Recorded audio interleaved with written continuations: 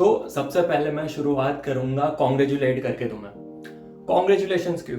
अगर तुम्हें लगता है कि तुम भी लोगों के बारे में ज्यादा सोचते हो कि लोग तुम्हारे बारे में क्या सोच रहे हो, उस पर तुम्हारी एनर्जी ज्यादा वेस्ट होती है, तुम बस उस स्पाइरल में घूमते रहते हो कि हाँ यार मैं ये करूंगा तो फिर लोग मुझे कैसे इंटरप्रेट करेंगे, मेरे आसपास वाले क्या बोलेंगे, नहीं मैं ये नहीं करूंगा क्योंकि वो लोग मेरे लिए बुरा बोलेंगे। अगर तुम्हारे दिमाग में ये सारी चीजें चल रही है और तुम्हें ये स्पाइरल से, ये जो टर्मोइल है, इमोशनल टर्मोइल से बाहर निकलना है और उसकी वजह से तुमने ये वीडियो पर क्लिक किया है, तो कॉन्ग्रेचुलेशंस बहुत बड़ा। क्योंकि ज्यादातर लोगों को, और ज्यादातर लोगों में 80% ऑफ लोग आ जाते हैं, उनको पता ही नहीं चलता कि उनकी एनर्जी बाकियों के बारे में ज्यादा सोचने में लग जाती है।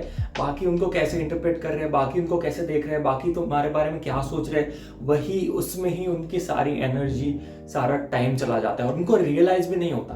तो अगर तुम्हें रियलाइज हुआ है ये चीज, तुमने सेल्फ रिफ्लेक्ट किया है, तुम्हारी सेल्फ अवेयरनेस से तुम ये चीज पर आए, ये कंक्लूजन पर आए कि हाँ मेरे अंदर ये चीज है जो मैं सुधार सकता हूँ, जिससे मैं ग्रो कर सकता हूँ, तो इसके लिए बहुत बड़ा कॉन्ग्रेचुलेशन। क्योंकि सेल्फ अवेयरनेस के लिए बहुत हिम्मत चाहिए, बहुत करेज चाहिए। लोगों से नहीं हो पाता ये चीज। खुद के अंदर जाना, खुद के भीतर जाकर देखना कि कहाँ वो चीज है जो हमें पोक कर रही है कहीं ना कहीं, बट हम रियलाइज नहीं कर पा रहे। तो वो सेल्फ अवेयरनेस के लिए मैं तुम्हें कॉन्ग्रेचुलेट करूंगा। और ये सेल्फ अवेयरनेस बनाए रखो, सारे एस्पेक्ट में रखना, ठीक है? तो शुरू करते हैं वीडियो, ठीक है? चलो, सबसे पहले तो ये पूरे हमारे हिंदुस्तान के लोगों के लिए खास करके, क्योंकि जो एडवाइस होती है ना, जो जेनेरिक एडवाइस होती है, जो हर दूसरे तीसरे यूट्यूब वीडियो में मिलती रहती है, वो यही होती है कि तुम ऐसा कर सकते हो, इससे तुम लोगों के बारे में नहीं सोचना चाहिए। क्यों नहीं सोचना चाहिए? नहीं, हम पूरा अंदर जाकर उसकी तहकीकात करेंगे कि क्या चल रहा है।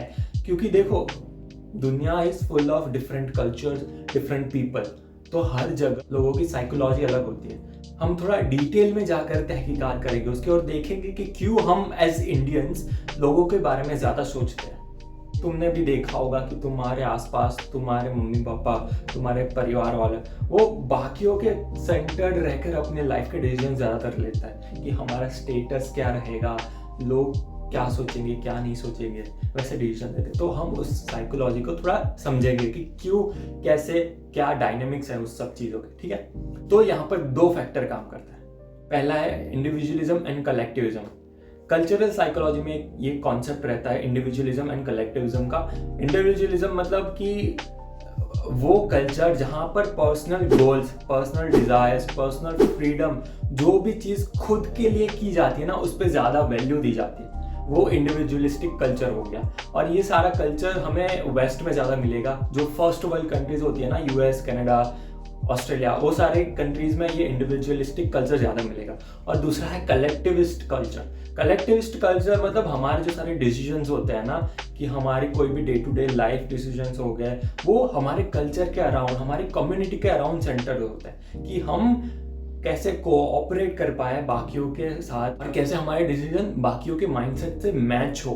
कलेक्टिविस्ट कल्चर में पर्सनल डिजायर्स को ज्यादा इंपॉर्टेंस नहीं दी जाती, उसमें पर्सनल डिजायर्स को साइड पर सेकेंडरी रखा जाता है और कलेक्टिविस्ट डिजायर, कलेक्टिविस्ट गोल्स को ऊपर रखा जाता है कि कैसे हम लोगों को प्लीज कर पाए, कैसे हमारे आसपास जो कम्युनिटी है उन लोगों के बीच हमारा नाम बढ़े, हम उन लोगों के साथ ढंग से कोऑपरेट कर पाए, यूनिटी बनी रहे। तो कलेक्टिविस्ट कल्चर इस पर फोकस करता है।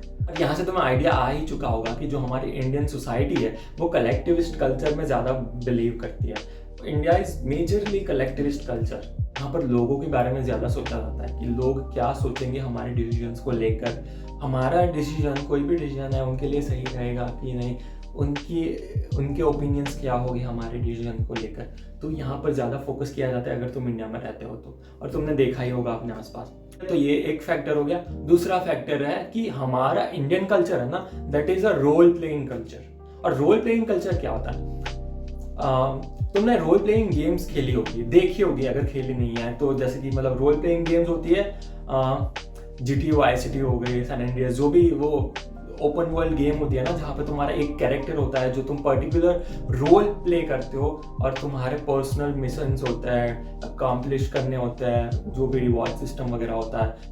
Essentially that is a role playing culture. वो गेम है ना, that is a role playing culture. और उस गेम में भी तुम देखोगे ना, तो वहां पे भी पर्सनल गोल्स होते हैं, मिशंस होते हैं ना, वो पर्सनल गेन के लिए की जाते हैं कंप्लीट। तो वो गेम में भी वो इंडिविजुअलिस्टिक कल्चर दिख जाता है। तो इंडिया एक रोल प्लेइंग कल्चर कैसा है, ये सबसे पहले समझते हैं, ध्यान से सुनना। तो रोल प्लेइंग का मतलब तो तुम्हें पता चल गया कि हम पर्टिकुलर रोल प्ले करता है, तो वो रोल प्लेइंग वाली चीज़ सिर्फ गेम्स तक सीमित नहीं है, ठीक है। वो रोल प्लेइंग वाली चीज़ हमारे कल्चर में इनग्रेन्ड है। जैसे कि शर्मा जी का लड़का, तो शर्मा जी का लड़का क्या हुआ, शर्मा जी का लड़का is a role playing character. उसकी खुद की आइडेंटिटी अलग है, बट उसको शर्मा जी के लड़के से जाना जाता है। That is a role that he is playing. तो कोई ना कोई घर में तुम देखोगे ना, तो ये रोल प्लेइंग वाली चीज दिखेगी ही तुम्हें। हम सब कोई पर्टिकुलर रोल प्ले करते हैं, और कभी कभी तो एक से ज्यादा, बहुत ज्यादा, मतलब नॉट कभी कभी, हम ऑलवेज एक से बढ़कर रोल प्ले करते हैं। किसी का बेटा होना दैट इज अ रोल, किसी की बेटी होना दैट इज अ रोल, किसी का ग्रैंडसन होना, किसी की ग्रैंड डॉटर होना, किसी का अंकल होना, किसी की नेफ्यू, किसी की नीस, ये सारे रोल्स हैं। और हम उस रोल को ज्यादा मायना देते हैं compare to our individualistic existence. हमारा इंडिविजुअलिस्टिक कल्चर यहाँ है, और उसके ऊपर सारे रोल्स आ जाते हैं कि किसी का बेटा होना, किसी का मामा होना, किसी का चाचा होना, किसी का भाई होना। इसके ऊपर हमारी जो इंडिविजुअल एंटिटी है ना, इंडिविजुअल पर्सनैलिटी, वो ऐसे ऐसे दब जाती है। तो हमारे जो ट्रूएस्ट डिजायर है, जो हमारे इंडिविजुअलिस्टिक वैल्यूज है, वो बाहर ही नहीं आ पाती। हम बाकियों को प्लीज करने में, हमारे एक्शंस और उसकी कॉन्सिक्वेंसेस बाकियों की लाइफ में कैसे इफेक्ट करेगी, वैसे ही उसमें ही सोचने में हमारी एनर्जी चली जाती है। हमारे जो ट्रूली, जो डीप हिडन सप्रेस्ड डिजायर है ना दिल के, वो बाहर ही नहीं आ पाते।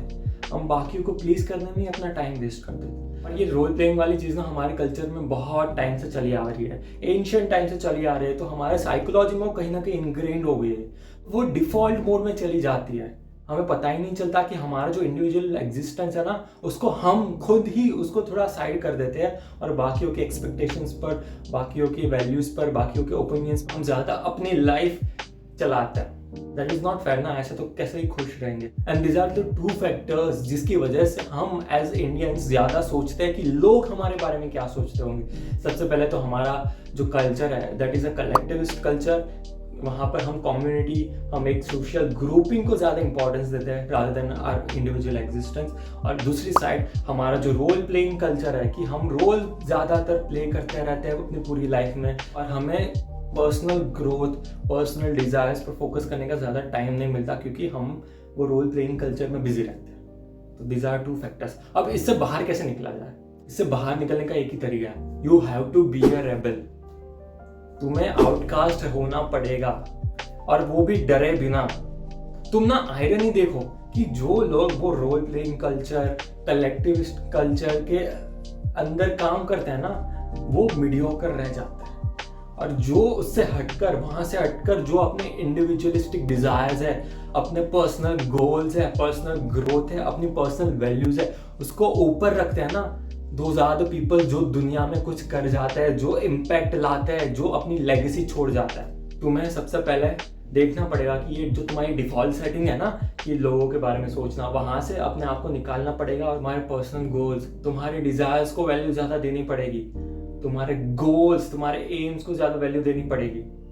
तुम लोगों के बारे में सोचना बंद करो। ये चीज बहुत हिम्मत मांगती है, सबसे नहीं हो पाती, कि तुम्हें आउटकास्ट होना पड़ेगा अपने सोसाइटी से, अपने आसपास वालों से, और तुम्हें जो तुम चाहते हो वो करने के लिए, और उससे बड़ा इम्पैक्ट लाने के लिए खुद को उतनी हिम्मत देनी पड़ेगी, खुद को उतना विश्वास दिलाना पड़ेगा कि you are doing something greater for humanity. तुम्हें कुछ बड़ा करना है, तुम्हें कुछ इम्पैक्ट लाना है। और तुम अगर ये वीडियो देख रहे हो और तुमने सब्सक्राइब किया है और तुम अपने कम्युनिटी के साथ जुड़े हो ना, तो तुम्हें ये चीज अपने दिल और दिमाग में बिठा लेनी है कि हम यहाँ पर मीडियोकर चीज करने के लिए नहीं आए, हम यहाँ पर कुछ बड़ा करने के लिए आए। भले कोई कुछ भी बोले, हम यहाँ पर बड़ा करने के लिए आए कुछ।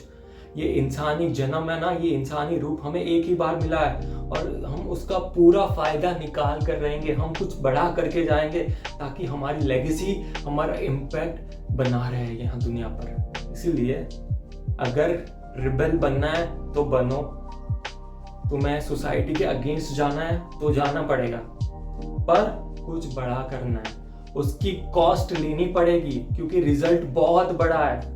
इसीलिए सिर्फ एक ही तरीका है इस लोग क्या कहेंगे वाली बीमारी से बाहर निकलने का। That way is to find something bigger, something greater to care about. तुम्हें रेबेल बनना पड़ेगा, तुम्हें सोसाइटी के अगेंस्ट जाना पड़ेगा।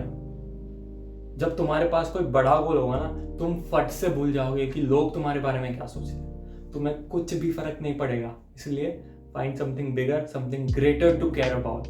और यहाँ इस कम्युनिटी में जुड़ जाओ, सब्सक्राइब करो, लाइक करो और देखो हम कैसे साथ मिलकर उस गोल को अचीव करेंगे। हमें बड़ा करना है, हमें कुछ बड़ा करना है। That is our only goal. ठीक है, चलो मिलते हैं नेक्स्ट वीडियो में। याद रखो, बड़ा करना है कुछ। जब तुम ये याद रखोगे ना, तुम्हें घंटा फर्क पड़ेगा कि लोग क्या सोच रहे हैं। चलो बाय।